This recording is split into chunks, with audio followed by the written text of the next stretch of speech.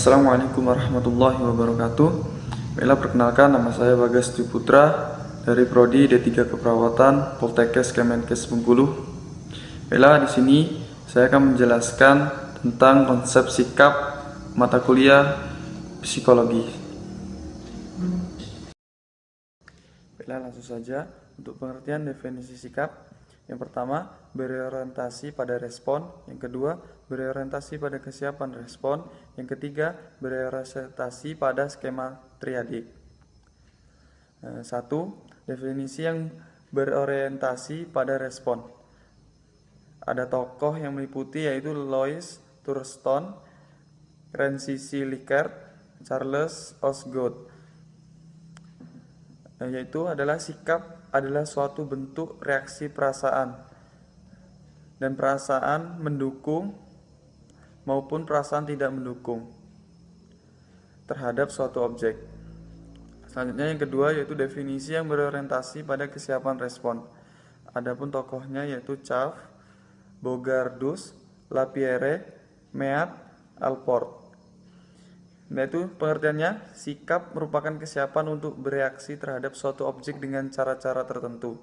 Kecenderungan potensial untuk bereaksi dengan cara tertentu jika individu dihadapkan pada suatu stimulus yang menghendaki adanya respon.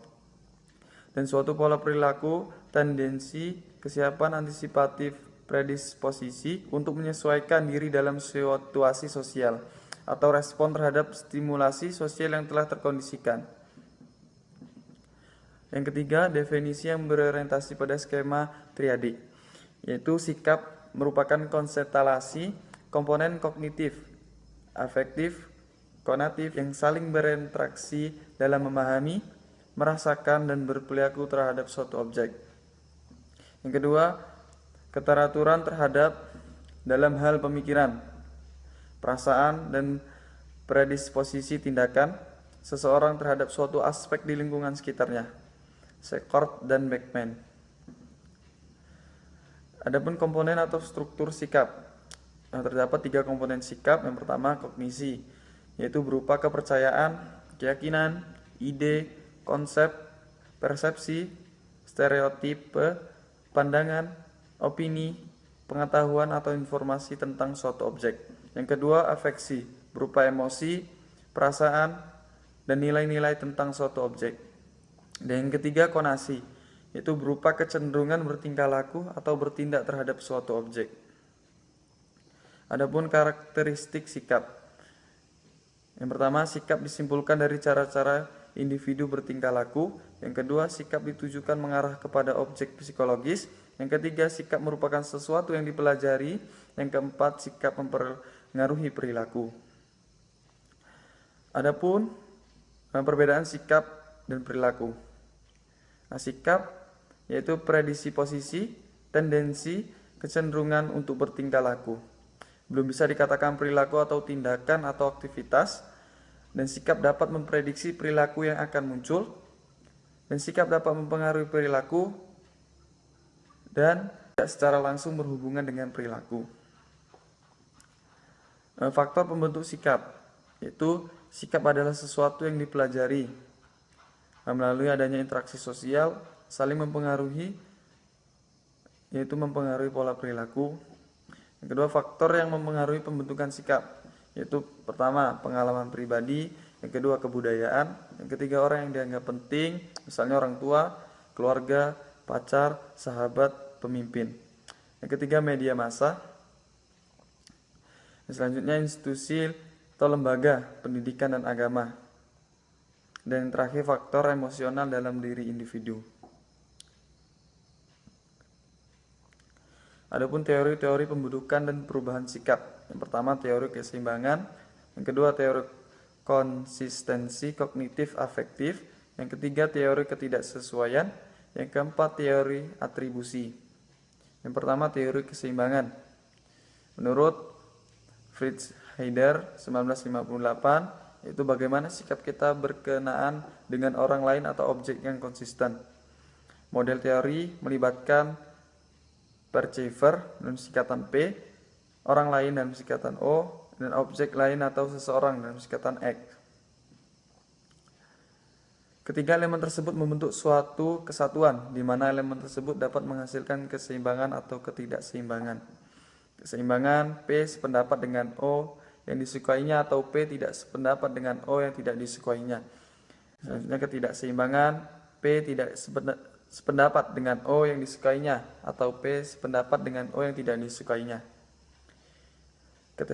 Ketidakseimbangan perubahan untuk mencapai keseimbangan. Yang kedua yaitu teori konsistensi kognitif afektif. Itu bagaimana seseorang membuat kognitifnya sesuai dengan afektifnya atau sebaliknya. Itu kognitif disesuaikan dengan afektif dan afektif disesuaikan dengan kognitif. Jika terjadi ketidaksesuaian, yaitu berusaha mengubah kognitif agar sesuai dengan afektif dan berusaha mengubah afektif agar sesuai dengan kognitif. Nah, kognitif diubah mengikuti afektif. CO sikap terhadap merokok. Misalnya afektif suka merokok, dan kognitifnya yaitu tahu bahwa merokok berbahaya, menyebabkan kematian. Merokok berguna untuk bersosialisasi dengan lingkungan. Mati itu rahasia ilahi atau takdir. Selanjutnya afektif diubah mengikuti kognitif. CO-nya sikap terhadap bakso langganan. Misalnya kognitifnya tahu bahwa bakso B ternyata dari daging tikus, dan efektifnya suka bakso B, tidak suka makan bakso B. Selanjutnya 3, teori ketidaksesuaian, yaitu sikap akan berubah untuk mempertahankan konsistensinya dengan perilaku nyatanya. Kedua, sumber pokok inkonsistensi ada 2, yaitu pertama akibat pengambilan keputusan, kedua akibat perilaku yang bertentangan, dan selanjutnya inkonsistensi yaitu mengubah sikap agar sesuai perilaku. Contoh, sikap min pada si X tapi berperilaku baik dan akrab, dan lama-kelamaan sikap berubah jadi dalam kurung plus agar tidak dianggap PHP oleh lingkaran sekitar. Yang keempat, teori atribusi, yaitu berbeda dengan ahli pada umumnya. Ahli pada umumnya yaitu sikap berdasarkan pertimbangan kognitif dan efektif, dan teori ini berpendapat sikap bukan berdasarkan peninjauan ke dalam diri, tapi kesimpulan penilaian terhadap perilaku dan persepsi situasi. Perubahan perilaku menunjukkan perubahan sikap. CO perilaku tidak mencontek, dipuji guru. Nilai tetap baik, sikap pada mencontek atau tidak suka mencontek. Nah, mungkin sekian pemaparan materi yang dapat saya sampaikan. Saya akhiri. Assalamualaikum warahmatullahi wabarakatuh.